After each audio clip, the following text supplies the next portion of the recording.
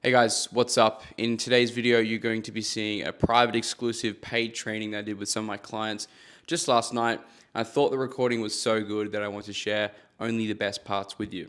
Just spent about 30 minutes today on Saturday here in Dubai, just editing that and clipping that up for you. In the video training that you're going to watch today, you're going to learn a little bit about interviewing. What do you say when you don't have any experience, or even when you do have experience? You're going to learn how do you interrupt the prospect when they're interrupting you. What's the best productive thing to say? What's productive conversation? What's interesting conversation? And how can it turn your sales calls from an hour and a half to an hour all the way down to 30 minutes?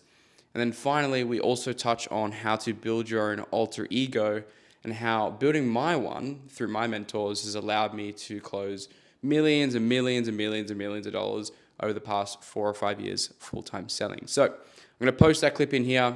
Hopefully you guys enjoy it. Hopefully you enjoy the training. And yeah.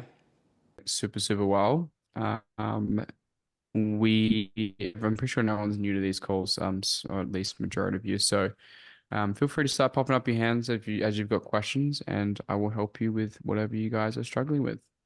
Radul, Connor, how are you doing? doing well, dude. How are you?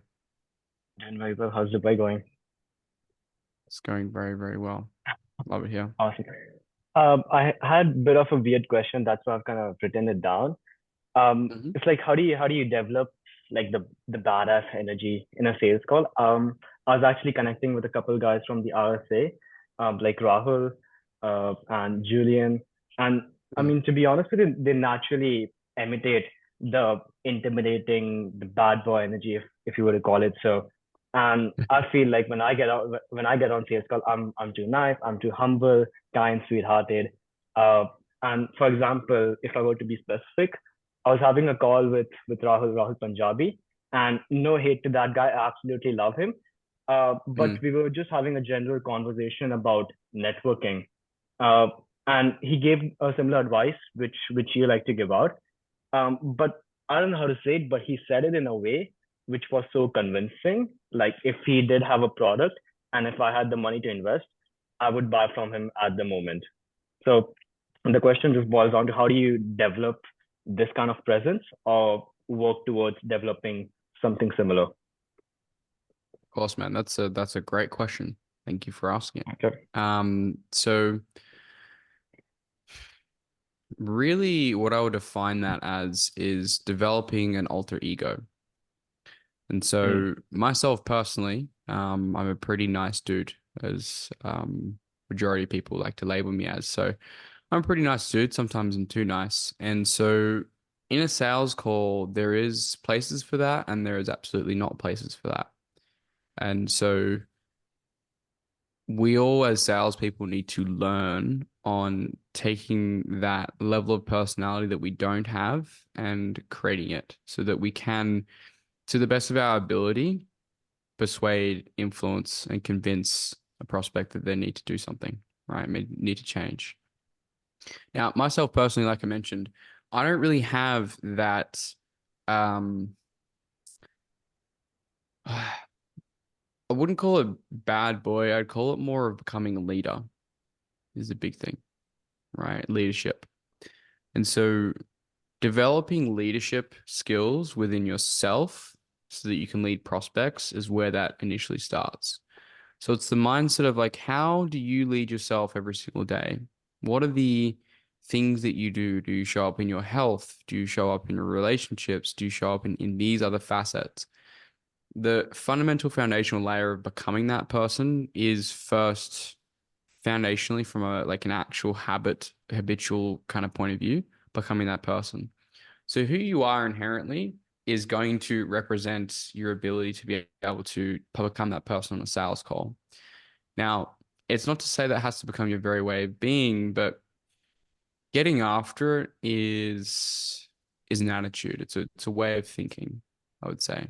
And so something that I learned a while ago is a couple years back, I really struggled with objection handling, and I really struggled with taking a prospect step by step through that process. And I lacked confidence really and certainty.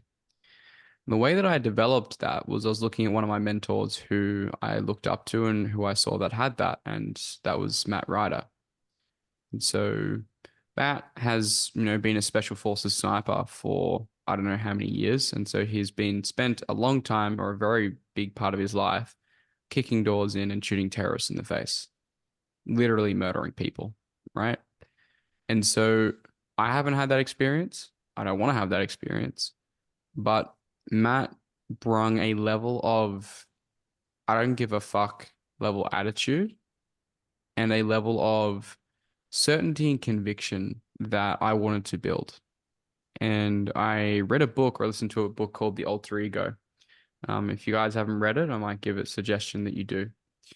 And essentially, every famous basketball player, athlete, salespeople, they all have a level of alter ego that they develop. You don't necessarily have to become the person to be the person. You can develop what's called an alter ego with all the foundations I mentioned before. And the alter ego for myself when it came to objection handling was Matt. And I want to go into that a little bit deeper. So, building an alter ego can be represented by a token, right? So, for example, an alter ego that I really like, for example, is like Harvey Specter, right? I like all the characteristics that Harvey Specter has. If you guys don't know who that is, it's like a top performing lawyer in like a TV series called Suits. He has certain, charm about him. He's very well dressed. He shows up on time. There's a couple cool characteristics that he has. And a while ago, that was an alter ego that I developed as well. And there's also, for Matt specifically, there was a level of objection handling mode, even for Matt with himself, where he would actually create a token where he tends to shuffle cards when he goes into objection handling mode because objection handling mode Matt versus normal Matt is a completely different person. Now, I'm talking about how I developed Matt Ryder alter ego for myself to objection handle, but even Matt had an alter ego of his own because what would happen is he needed to become a guy that he usually, isn't when it comes to day-to-day interacting with individuals. Because if I was coming to you every single day acting like objection handling Matt, I'd probably be perceived as an asshole, right? And no one would like me because it's very confrontational, it's very in your face, and it's very I don't give a fuck, basically, right? And so what he would do is he's just told this story a while ago about how he would come home to his wife after selling, fitness coaching packages for, a while because it was something that he did full time. And he would come home and he would be an asshole to his wife. And one day his wife turned to him and said, "Hey, dude, you're being a bit of a prick." And he's like, "Yeah, I am. I agree." Because he took objection handling Matt from the workplace to home. So what he did is he separated that identity and he created that alter ego for himself, where essentially he became a different person. Now, the alter ego, like philosophy and understanding that concept goes actually quite deep. Um, but you gotta understand everyone here has that level version of you already buried in your subconscious, right? It's not necessarily being inherently fake, but it's creating a version of you that isn't your entire personality, but you're able to bring it up with a token item, like I mentioned before, like you can have like a certain pen that you handle, or you can have like a token, like a necklace, right? We think like Kobe Bryant, right? Kobe Bryant was what was it like the Black Mamba? That was like his big thing, right? So that's his alter ego, right? The moment he steps on the court, he's the Black Mamba. He's no longer Kobe Bryant. And so as a cool like thing that you guys can develop is if you aren't the person that you want to be on a sales call, you can develop what's called an alter ego and bring that forward when you need it to. And so to really kind of break that down, to become the guy that you are not and to have more of that certainty and conviction and to develop that, I guess, identity or a characteristic trait, you can develop an alter ego to help you with that. And that's personally what helped for me.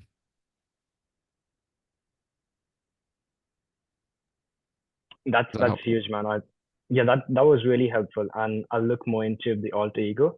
And looking back, I did have an example from my personal life where I feel like there was some part of alter ego, usually in social gatherings, Mm, depending on what kind of outfit I'm wearing. Like, let's say if I'm wearing a leather jacket, I would consider myself super confident. I would speak up to new people, have meaningful conversations.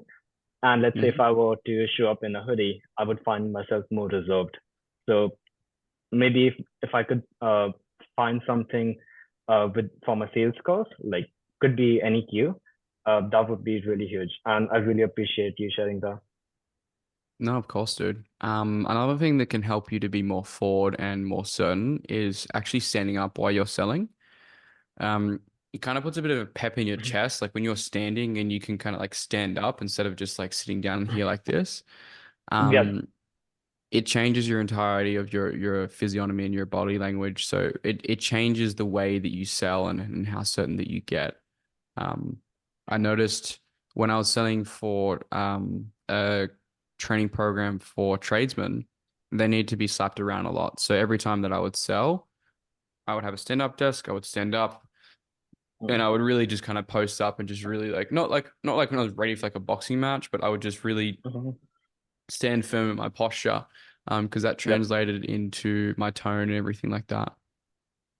Yep. That's huge. That's awesome. I really appreciate it. Question, dude. Yep. Yeah, no worries at all. Great question. Cool.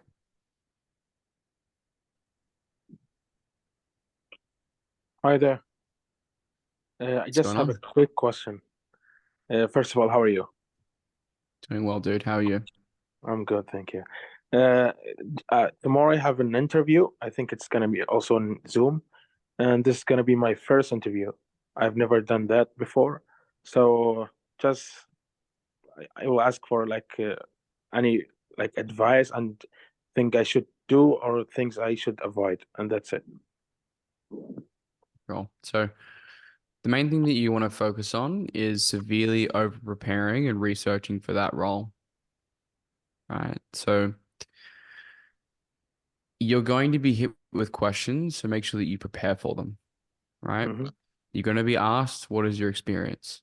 You're going to be asked, most likely, the most popular interview question ever, tell me about yourself, right? So prepare answers to the questions that you know that you're going to get preemptively, because if we don't plan, we plan to fail. And so really just ensuring that I guess you're really committed to over researching and over preparing for the role and understanding what the company actually wants from the opportunity that they're presenting to you. Because it's not only in preparation that you really need to take seriously, but it's also the consideration that, again, this company is may not be a fit for you, is a way that you need to be thinking about. Most salespeople are really concerned of, cool, I've got a role or I've got an interview. This is the only interview that I'll ever get, and therefore I'm going to take the offer. Absolutely. You also need to be equally vetting them as well. And so, one thing I'd be focusing on at a very high level is just over preparing and over researching for the interview, Mm-hmm. preparing answers for commonly asked questions, right? You can put in Chat GPT. Here is like what are the most common interview questions that you get on a sales interview. I'll probably tell you. You can probably Google that as well. And you can probably get it to help you with answers too. But the key thing is I'm going to tell you that majority of the applicants for that role are going to go in severely underprepared. So just sure that you prepare and research. The last recommendation I'll probably give you, because again, I just have a very just general, vague understanding of the interview and the context, is make sure that you absolutely ask questions at the end, Mm-hmm. right? So make sure that you are asking questions about their operations, about their marketing, about future scaling goals, missions, and objectives, right? Talk about, what are the high performers? Ask some questions about like who are the top guys in the sales team, right? Because whether or not you understand this or not, all the questions that you asked are perceived in a certain way. Mm-hmm. And so they're all subconsciously communicating something. So if you ask, so who is your current top performer? And what separates them from the rest of the average sales team? What this does is it communicates to the interviewer without directly implying it that you want to become a high performer. You want to be the best performer. And companies look for people like that. And they want to hire people like that. And so really think about questions you can prepare for the end of the interview that are going to allow you to have that extra edge of impression and I guess perceived frame and value when it comes to, I guess, the rest of the applicants for the same role. Those are probably the recommendations I give you. What about like if I really have no experience in sales, so what should I say? What do you think you'd say? I don't know. Should I say just I'm just a hard worker that I'm willing to put the effort to be on top of the like high ticket closer in his company, or what should I say? Well, I mean, let's think about it. The big thing that you want to understand here that's really, really important that, and you can see the very clear example of that here as well, which is if I ask you, what's your experience? What's the response that you would give you or that you'd give the employer, right? If I ask you what's your experience, what would you say? I don't know. I would say I've worked in like different fields, but not in sales. I it gonna sound like really not very like promising, but I don't know what to say. That's why I'm asking. So 100%. But this is just a main, I guess, teaching moment for all of you, right? So it's not just a quill, is to understand you're going to be asked this question. And if you're not preparing for it, you're preparing to fail, right? It's really, really important. You're going to shoot yourself in the foot, right? And so, Stu's one of the guys that I coach. This is one of my trainings. Where's Stu? I can't see him. He was there a moment ago. Oh, there he is. Okay, I see him. Man with the top off. So, he's also working with me in another capacity as well. And so he knows exactly what he needs to do. And that's obviously helped him land a role. And so the thing that you need to understand is that there are going to be businesses that aren't going to hire you strictly because of your experience, and that's okay. But I'm telling you, this is for everyone here, experience does not matter, right? The vast majority. The thing they are looking for from you is not experience, it's capability, right?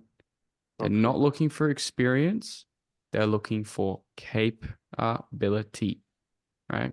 There's three things that every employer and interviewer and recruiter is looking for before hiring a successful applicant for their role. Do I think they can do the job? Capability. Can they do the job? Number two, will they do the job? Can I trust them to do the job?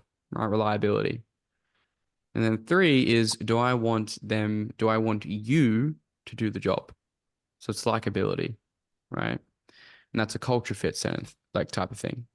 Which one of the three of those things do you think that experience is basically targeting? I don't know. If you really thought about it, like what's the one thing they're looking for when they ask for what's your experience? They're looking for somebody to be like really, I don't know, putting the effort or like closing for them, of course. No. So capability, likability, reliability. Which one do you think it falls under? Capability or Yep, that's it. Right. So you need to give them capability, and capability comes back down to the fundamental laws and principles of sales, right? And so it's not going to be your experience that sells you, it's going to be your capability, right? I can assure you the amount of people that I've seen in this space that have years of sales experience, yet they can't land their dream position or role. Why? Because they can't interview well enough. They can't communicate the capability, right? Because experience does not matter. Capability does, right? Really okay. important. Now, your next question you're thinking is cool. Well, that all sounds great in theory, but how do I actually respond to that question? Okay. The way that you would do that very specifically is the more experience that you have, the more detailed that your answer should be, right? So, for example, for people that have experience in this call, right, you're going to get as detailed as possible. So, yeah, so over my 10-year sales career, I've generated over $10 million in revenue, and I've always been in the top three salespeople in every organization I've worked in, and also performance, right? Easy. Mm-hmm. If you have to get more specific now, right? You can tell a story of how you got started that got you to where you are now. So, for example, I've been in sales the last 2 years now, and after speaking with a mentor early on, I decided to pick a high volume outbound position to start and would gain valuable experience to rapidly build sales acumen for more volume of sales conversations and reps and learn how to deal with rejection and think of my feet and think on my feet. The thing is here, most people, when they get asked the question of do I have or do you have experience, they position it as a disadvantage or a negative. Everything has to do with frame, guys. Everything has to do with frame and how you position it, right? The person who's more certain about something or their worldview is the way that the worldview is, right? And that's the same thing with interviews. You are having a conversation with another human. That conversation is flawed, right? It has flaws within that dialogue. So you can sway it as much as possible. And then essentially, if you're completely limited on experience, you want to go into story mode. Less details, more story mode, right? Like we were talking about before, the main thing that these guys are looking for when they're asking for experience is, are you capable? And like I mentioned, even if you give them a response like this and they still say, no, we're looking for someone with more experience, that's okay. Who cares, right? Move on to the next company. I can tell you, vast majority aren't actually going to care about your experience. They care about your capability. Now, like I mentioned, if the less experience you have, you want to go less detailed and focus on more like a highlight reel aspect. So focus on transferable skills and experience you have within other industries and use connection to like attributes. So even if money wasn't exchanged, the key to capability and the key to communicating your capability of getting the job done and doing what you need to do and performing for the company is understanding what sales is at its core and the connection to what you have available to you, right? Sales is two things: communication and influence. And so what you want to do is you want to build your story around those pillars. So don't get lost in the details that aren't applicable here. And don't be afraid to address the elephant in the room, right? Because they know, right? And if they don't already know, they'll find out. So, for example, you can say something like, hey, look, I'll be the first to tell you that if you're looking for a sales rep that has 20 years experience on their belt, looking for a comfortable place to end their career, that's not me. I may not have a long track record specifically in this industry, but what I do have is capability. I've been developing my communication influence skills for years. Pair that with my resilience and discipline, I'm only here to be a top performer. It may not happen today, tomorrow, or next week, but I will be a top performer. Every role I've ever been in, I've always went above and beyond to exceed all the expectations that were put on me. May not have the most impressive resume out of all the candidates, but I've been preparing for this role for a long time. I know there's a learning curve to any position, whether or not you're 20 years or 20 months in. My plan is to model the top performers in the company and add that pair with my relentless work ethic to climb the leaderboard quickly. I want to leave it all on the table, right? Mm-hmm. If you have a response like that compared to, or I'll work really hard, right? Completely different. Miles and universes apart, right? Planets Mm-hmm. apart. And so developing that's going to be really, really important.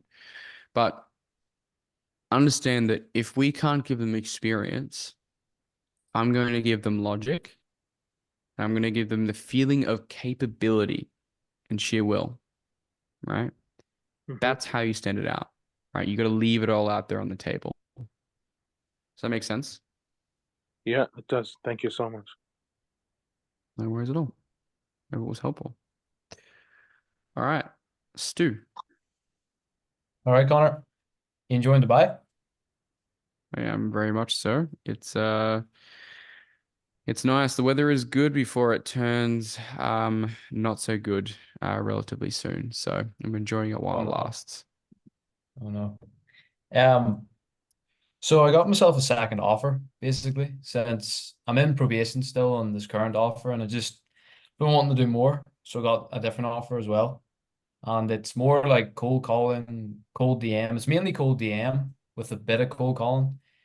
And Okay. like I've went through maybe 500 leads now, nothing really clicking. So I'm just sort of Mm. wondering, do you have any tips for cold DM, cold call, that sort of stuff? No, but I'd recommend that you leave that offer. Oh, that's it then. Um, yeah. I mean, cold outreach and cold DM and cold calling is not what you got in the game to do, is it? No, I just thought it would be a way to get extra experience while I'm still in probation on the other offer. So, The key myth that I want to abolish for you and everyone here now is that you don't need to work shitty offers for experience. You do not need to work shitty offers for experience. Remember that, everyone here, right? I don't give a fuck what anybody tells you. You do not need to work shitty offers for experience. The way you're going to get your experience is going to be on offers that are going to give you the ability to facilitate the money that you want to make, right? They exist. They're out there, especially for you, Stu. You have all the strategies to find all the offers that you want, right? I can guarantee you that. So I think it's good to get another offer, but in the right direction of one that's going to give you the ability to make the income that you want, whether or not it's part-time in conjunction with your current offer that you're in probation with or not, right? It just has to give you the ability to make the income that you want. Yes, sometimes roles don't have to give you the monetary kickback that that you're desiring. It can also be in other ways. It can also be in ways that you're learning. But for like cold outreach roles, cold calling, cold DMing, cold messaging, none of you should be wasting any of your time with that stuff because there's just so much better opportunities out there, I can guarantee you. So that would be my recommendation, man. 100%. Simple. Easy. Get to Thank you. networking, bro. Good man. Good stuff. Um, who is okay? Aquil, do you still have a question, bro? No, I'm gonna lower his No, hand. thank you. All right. No worries, dude. All right, Richard. Hey man, good to see you again. Yeah, so by Likewise. the way, do you know Grant Mitt? Who the what now? Do you know Grant Mittelina? He's the owner of a crypto business, but he used to do sales and he does like all of those more training videos on sales. No, I haven't heard of him, I don't think. Okay, I've seen okay. What, Stu? I've seen him about. I know who you're talking about. Okay. What's your opinion? Is he? Yeah, I think he gives pretty valuable information. Just like I've seen the clips on Mm-hmm. Instagram. I think it's Mm-hmm. all. Yeah, because he does essentially the kind of pre-framing technique, and you talked about everything is framing, right? And he at the beginning of the call he says, "Hey, yeah, I don't really care what's the outcome of this call. The only thing that I really care about here is to see if it makes sense, right, for you. If it does, of course, to move forward. But if not, you know, don't care. We'll see after today. Does that sound right with you? And like this type of implementation, what do you say to that? I always like to say this before I give sales advice as well, is that everything works to a certain degree. Some things are more effective than others. There is no one way or the highway when it comes to sales. Um, obviously, like primarily, like my main mentor is obviously Jeremy Miner, and that's where I learned a lot of my stuff from him. And I've had a few different mentors around him that have really helped me with my overall sales approach. I think the languaging and the verbiage in that could probably be changed to achieve the same thing. Um, so for example, the frame that I like to use on all my sales calls, which is basically just goes like this. Now, really the first part of this call, it's really just more for us together just to find out a little bit more about your background, like we've done in the past and kind of what you're doing now. And then really like what I would say is what you're looking for, just to see if we can even help in the first place, because sometimes, well, there are just some certain people that there's not a lot we can really do for, right? Does that make sense? Right? Or you know what I mean? All right. That works way much better. I think it's a lot more smooth, and I think it's a little bit jarring and janky, being like, I don't care. It's Mhm. like, Mhm. oh, okay. So I think that like languaging and verbiage or like word track I'd probably change. Like that frame has worked well for me for a long time. And initially when I say it as well, if you kind of break it down, it's literally just basically setting the frame for the call. Here is where it's going. We may not even be able to help you. That's it. But it comes across a lot more conversational though, right? That's really, really important. The Mhm. more conversational that your questions and your frames come across, the more natural you're perceived and the Mhm. less sales resistance you'll induce. And so that frame, I've said thousands of times. I know exactly it word for word, but every time it sounds extremely conversational. And even salespeople don't even flag it and know that I'm setting a frame on them because it's so supernatural and conversational, right? Now, really, the first part of this call is really just more for us together, just to find out a little bit more about background and what you guys have done in the past, what you're doing now, and then really like what I would say is what you guys are looking for, because I'm not quite sure that we can even really help you at, right? That makes sense. Super easy. All right, so it's just a much more relaxed and conversational way. I like setting a frame. Okay. Okay. Perfect. Perfect. Thank you very much. Easy. No worries. Can you drop the name of the guy that you said in the chat? I Yeah. don't think I Sure. heard that Sure. correctly. I'll add Grant a Mid, link. isn't it? What was it? Grant Mid, isn't it? Mm-hmm. Grant Mitterlin. Matt. He's got like he sells a bit more of like a program. So I don't know if he's a guru, but You've he probably seen sells him before, this. Connor. Huh? You've probably seen him before, Connor. Yeah, he Um, was big on TikTok. is he this guy here? Yeah, Yeah. exactly. Oh, okay. Um, yeah. Yeah, I don't know. Works for him. That's cool.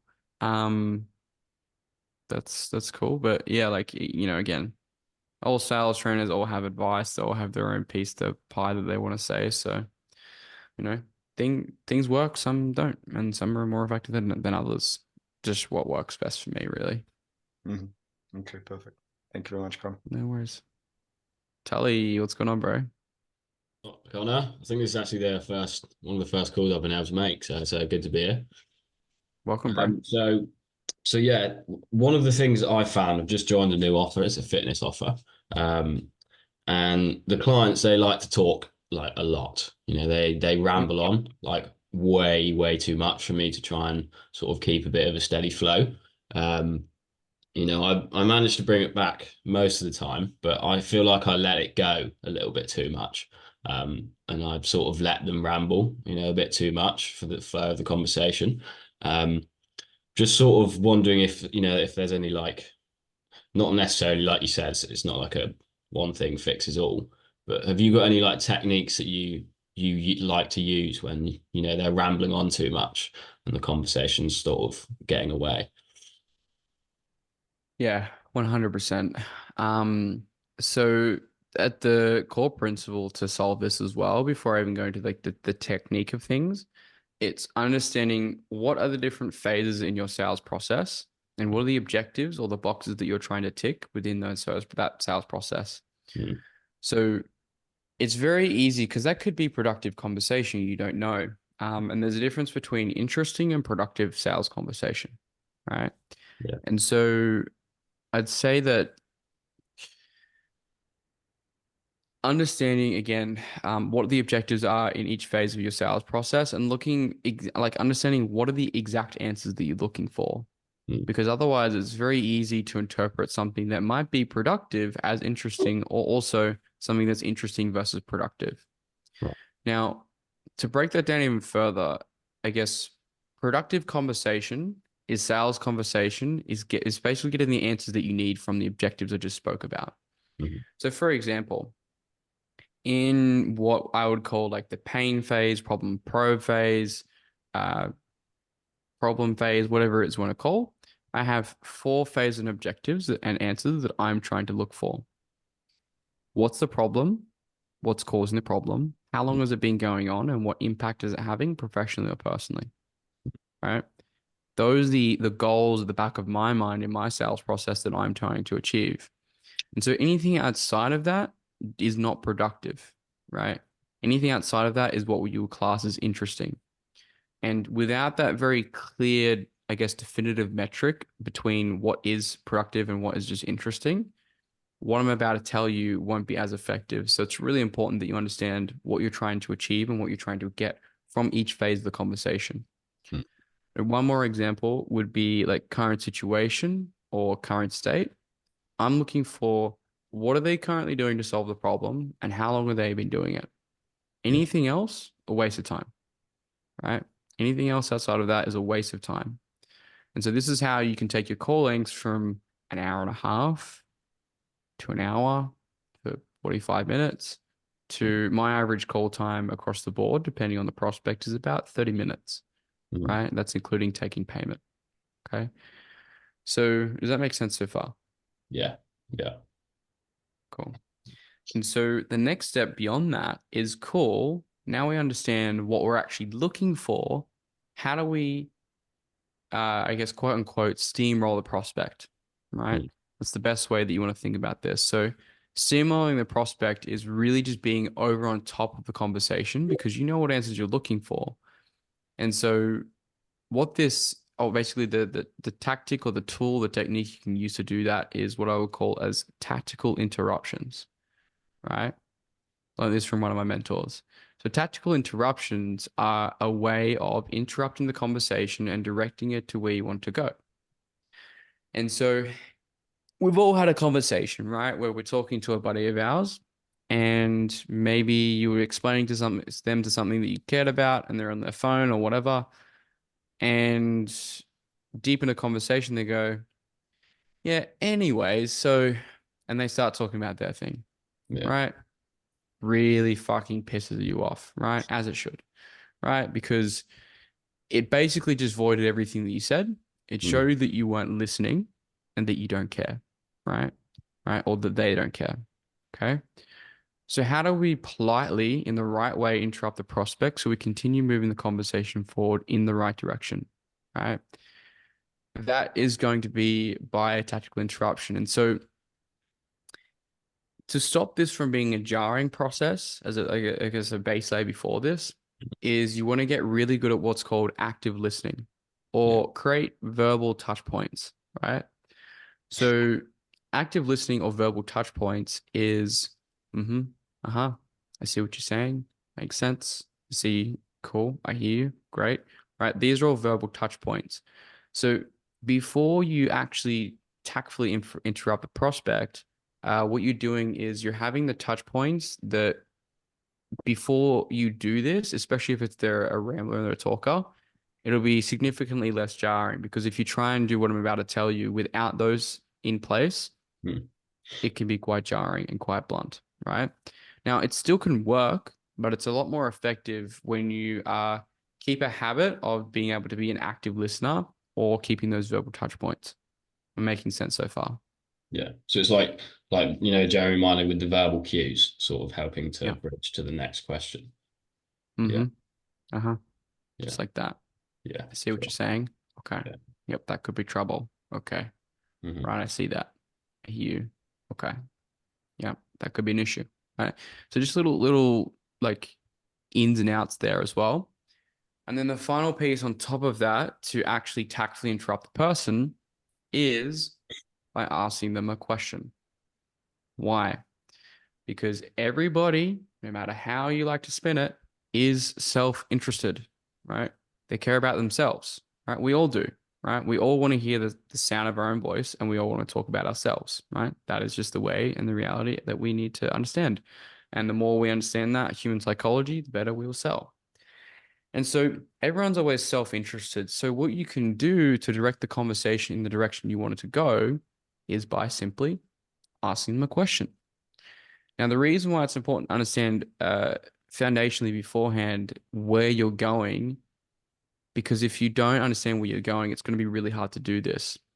And so what will happen is the moment that you clock that it is unproductive or just interesting information, then that's when you ask the next question and you move on to the next thing. As soon as you know that you've got the thing that you wanted, right? And if you didn't get the thing that you wanted, you can redirect the conversation with a question to get back the answer that you wanted, right? Making sense so far?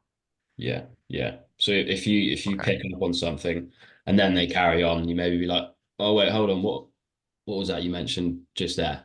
And then you sort of, exactly. yeah, okay, Yeah. sweet. So what I want to do to kind of really cement this in is do a role play with you, and we'll do it back and forth. Okay. Yeah. Um, so what we're going to do here is let's pretend I'm selling fitness, Hmm. and let's just I want you to be a ranty prospect. I want you to talk as much as possible, blabble, waffle, do what you need to do. Okay, Sure. cool. So what, if anything, right now have you been doing to lose this weight and get your energy back? Oh well, I've been going running, I've been doing the pool, Yeah. I've been doing it with my friends sometimes every week, and Okay. sometimes my friends do help me, sometimes they don't. You know, Nice one. my friends my friends aren't sometimes the most supportive. So it's quite Okay. hard doing it like that. But yeah, Okay. So you've been my going to the pool for a while now and you've been training like that. So is there any specific like nutrition schedule that you've been using? Not specifically, no. I just try not to eat, loads of sugar, loads of calories. So yeah, but Okay. That makes sense, some man. So some food. how long have you been implementing that way of, I guess, trying to lose the weight? mm, probably probably about six months now. Yeah. Um, Okay. could have So been you've a been little bit doing it for longer. about 6 months now. Like, do you like the results you've been getting from that process? So there you go. You kind of see the pacing there. Yeah, that And was so what will smooth. happen is with your tonality and your cadence, if you slow it down, the prospect will actually slow down Mm, because it's basically what we call social cueing. yeah. And so when, like, for example, like a good example of social cueing is an example I got from one of my mentors is if you go to the movies and everyone's sitting towards watching the screen, and then one psychopath just turns around and just starts looking at you and just hugging the chair and just like looking at you, not looking at the movie. You think this guy's fucking crazy, right? The same thing with social cueing, right? We all have subconscious social cues. And if I start to just naturally slow my tone and my cadence and just talk a lot slower, Mm, you'll find the prospect will actually slow down with you, yeah. right? So as far as like tactful interrupting, like that's how you do it. Yeah. So it's always about constantly listening, but then asking the next question to direct you to the next stage of where you want to go. Yeah. I noticed it actually made me not want to give any fluffy info as well because I was like, oh, Yep, we're just gonna get cut off again. Yeah, yeah. exactly right. So social cueing. Mm, awesome. Yeah, that was really helpful, man. I appreciate that a lot. No worries at all. They like to waffle in America a bit, that's for sure. They Yeah, definitely do for fitness, that's for sure. yeah, for fitness, yeah. Cheers, man. Cool. Glad I was helpful. I have one last question too. Hmm. So it's just that how usually in a company, right? How do you like know, okay, so how many setters usually are there to understand, okay, if too many setters are there, then you definitely know that it's not a good offer, Like it's if everybody has Find out to what the average set is making on the account. Average setters, okay, in the account. He said it's 20, Yeah. let's say 20% for 2,000. It's not really optimal. Because So, like for example, like I placed one for a really big offer. They do multi seven figures in Australia. It's one of the biggest affiliate marketing offers in Australia. And they're like, "Oh, dude, we need more guys." I'm like, "What do you mean more? You need more guys? Like, the guys in the account are making like barely a minimum wage. Like, what are you talking about?" Like, "Oh, we need like 30 setters." I'm like, "Dude, shut the fuck up." Like, no, you don't. Like, that's just a complete bullshit. So, um, you want to look at the average performing setting rep, and you also want to look at the highest performing setter as well, like what they're actually earning. highest performer, okay. Because he said it's like so I saw the company, I just joined their group, and then there was like 7 setters overall. He's bringing setters like currently right now, and he had before 3 setters last month. He started this, but he has like an AI automation agency, I believe. And then he said, okay, for 2,000, it's like 20%, and the closer's rate was 30%. Yeah, that's actually scary high, bro. 30% for a closer is insane. Are they generating their own leads? Yeah, generating their own. It's like I think Jack's friend, I think it's like Isaac or Yeah, something. okay. Yeah, Yeah. but Hang on. I'm gonna hit the doorbell. I'm gonna get the food. reaches have you done? Oh, he's here. Okay. No, you go for it. Talk amongst yourselves. Go for it. We were just asking about how many outreaches he did, before landing a role. But Yeah, I a lot, to be fair. I found, cold outreach, as Connor says in a lot of his videos, it's definitely not the way forward. Um, you know, I yeah, I think networking and maybe even sales recruiters, they've actually been really good for me. no, Connor's absolutely right, because every single role that I'm getting as an interview has not been through outreach. It's Yeah, only been through some Discord group that I paid for, yeah, or that or it's just like school communities, or stuff yeah, like that. exactly. Yeah, Yeah, for sure. it's pretty much networking. I mean, you can do outreaches, but it's gonna take a fat while, I think. Everyone's doing that. So yeah. Yeah, but yeah, It will take a fat while. yeah, Yeah.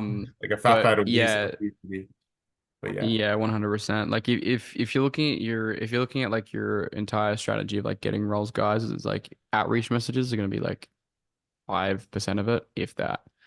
Like where all the results will come from is networking. And for some of you, if you haven't got results from it yet, it looks like this and then this, right? It happens out of nowhere and seemingly opportunities just fall into your lap and it feels like it's just at random occurrence, but it's just not even close. But yeah, Connor, as I was saying, like he said it's 30% close rate, and then it's like automation agencies, warm leads are gonna come through. Like he's gonna promote a lot more, start running ads and stuff. So he said Hmm. that. So Yeah, yeah, it's gonna generate that's warm leads. yeah. So I'm always incredibly critical of people who say warm leads or leads in general, because that can mean anything to anyone. And also, there is no proof of concept there when it comes to marketing there just yet.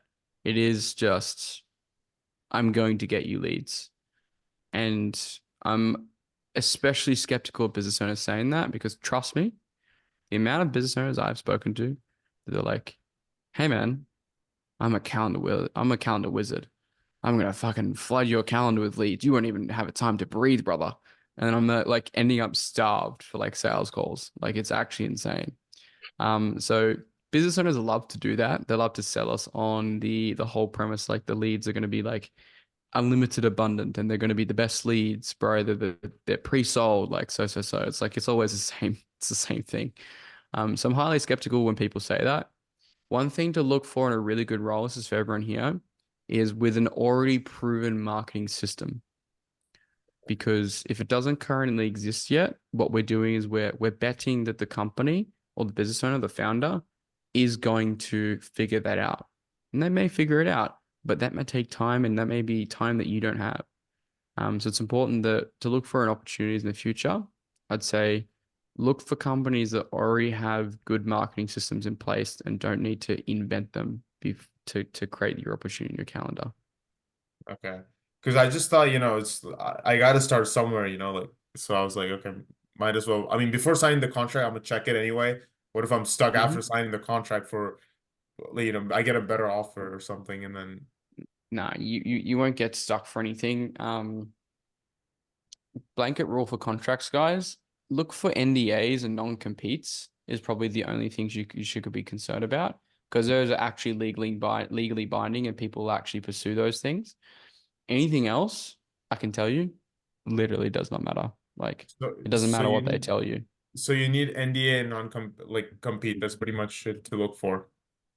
Yeah, so you want to look for a non-disclosure agreement and you want to look for a non-compete agreement because non-disclosure agreement can mean that, you can put yourself into a bit of jeopardy if you learn something there and you tell something like NDAs are fine to have in place for a company, but like it's also important to be like make sure that you know the NDA and what's included. Um, as well as the non-compete. They could say in the non-compete, hey, I don't want you to work with any AI companies for the next 10 years, right? That's going to be not Ooh. ideal. So it really depends on what that looks like. A lot of them don't have them. Some of them have them, right? So it's just important to understand that those are probably the most important things to look at in contracts. Everything else is pretty much void, man. Like it literally doesn't matter. It's a coaching space. It's the wild, wild west, and nothing really matters. And people, depending on who you're working with, are not going to pursue random legal battles with you across country. It's just not going to happen. If it's across the world or if it's cross country, then the hassle of taking you to court for the certain thing, depending on the severity, is going to be unfathomably low. So it's just something to be aware of when it comes to contracts. Okay, so NDA non-compete, just make sure. I mean, it's going to be there, but just make sure what the agreement is based upon. Exactly right. Yep. But you can 100%. just dip if you have a better offer, you can just be like, all right, peace out, boy. Like, and then Yeah, because the mindset you need to have is you're a contractor, you're not an employee anymore. So you need to look out for yourself, not the business, because business is not paying your bills whether or not you show up or not. They're only paying whether or not you bring results to the table. So you need to have that same mindset. that does make sense. Yeah. Cool. Thank you, bro. Sweet guys. No worries at all. Well, I'm gonna